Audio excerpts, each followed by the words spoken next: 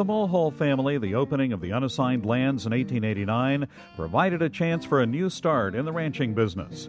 Once in the area, though, Zach Mulhall realized there was money to be made in organizing roping and riding contests.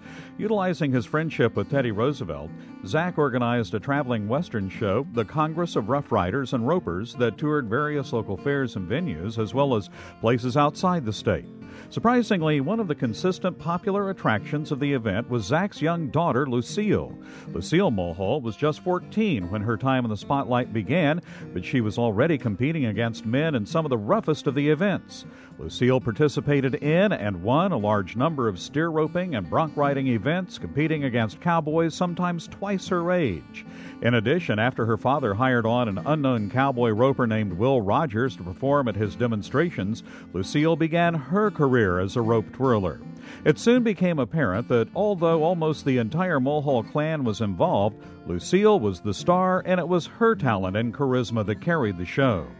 Lucille's career started out as almost a sideshow attraction. People were paying to see this young woman wrestle and rope ranch stock weighing hundreds of pounds more than her and then perform a series of wondrous rope stunts. Lucille also trained horses, and shortly after starting her show business career, her trained horse presentations always brought down the house.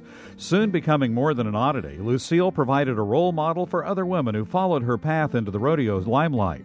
Lucille Mulhall probably wasn't the first woman to do a man's work around the ranch, but her ability to do it with such flair and finesse led to her title of the original cowgirl.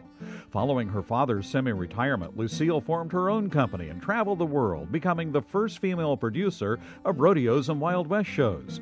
By the time Lucille quit the tour circuit, she was well into her 50s, and she had inspired dozens of other women to break free of the traditional roles assigned to women of the era. It was in this week of 1940 that while riding between Stillwater and her ranch that Lucille Mulhall, the original cowgirl, was involved in a car crash and died.